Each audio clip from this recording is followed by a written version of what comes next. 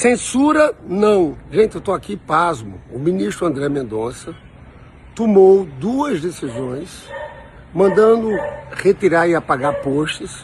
O primeiro é que associava Flávio Bolsonaro às milícias. Mas como assim, ministro André Mendonça?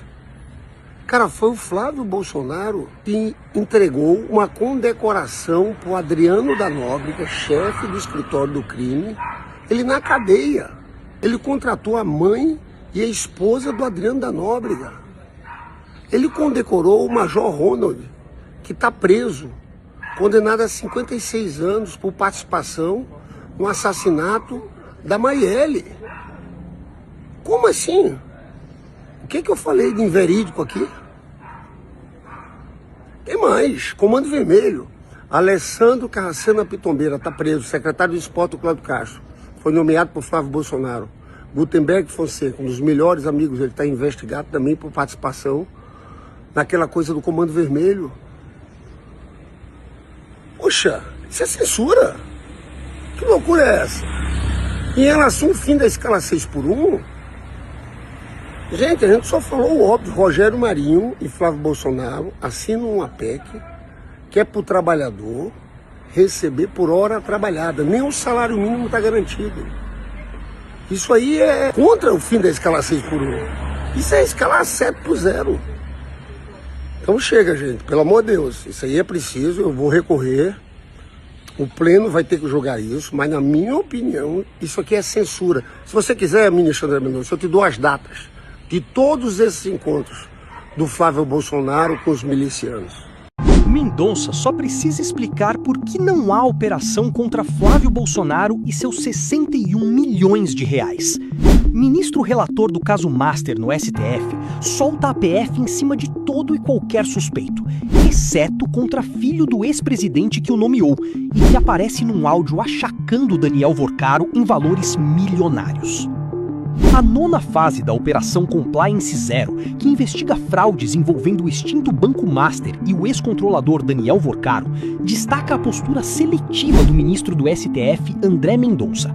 Enquanto autorizou buscas contra os senadores Jacques Wagner e Ciro Nogueira por suspeitas de vantagens indevidas, o ministro mantém inércia em relação a Flávio Bolsonaro. O senador Flávio Bolsonaro é apontado em investigações por suposta movimentação de 61 milhões de reais via offshores para financiar um filme sobre seu pai.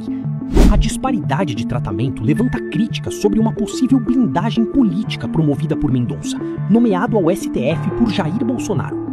Isso aqui é muito sério. Guerra, sacrifícios e disputa de poder.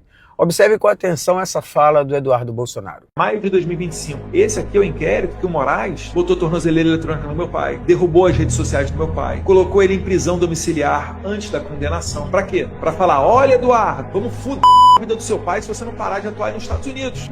E vocês, eu vou continuar fazendo aqui o que é o certo. Se nós não demonstrarmos que temos aqui uma força maior do que a deles, dispostos a ir para uma guerra onde haverá sacrifícios, eles vão continuar fazendo o que isso que fizeram. Olha, gente, quando o líder político começa a falar em guerra e em sacrifícios para tratar de disputas políticas, ele deixa de falar a linguagem da democracia. Democracia, gente, é voto, é debate, é convencer as pessoas. Guerra é outra coisa. Guerra é a lógica do inimigo, é a ideia de que quem pensa diferente não é apenas um adversário político, mas alguém que precisa ser derrotado a qualquer custo, a qualquer maneira. Agora eu faço uma pergunta para vocês. Se eles são tão patriotas de respeito à Constituição, por que vivem falando em guerras? Por que estimularam um golpe lá atrás? Por que planejaram bombas em aeroportos, assassinato de presidente, assassinato de vice-presidente, assassinato de ministro do STF? Por que estimularam a militância ir para a rua atacar os 3 poderes? Sabe por quê, gente? Porque simplesmente eles não aceitaram o resultado das urnas. Daí tentaram de qualquer maneira derrubar a eleição, tentaram derrubar a democracia do Brasil. Olha, quem confia na força dos argumentos, ele não foge, não se esconde, não conspira contra o país, não arruma inimigos para o país, não quer guerra, não quer sacrifício.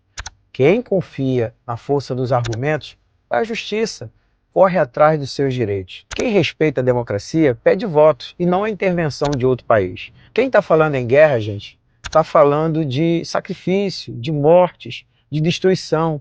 E isso deveria preocupar qualquer brasileiro, seja ele de direita, de esquerda ou do centro. Porque os interesses de uma nação, gente, não pode estar de jeito nenhum abaixo de um interesse de uma família que quer o poder a qualquer custo.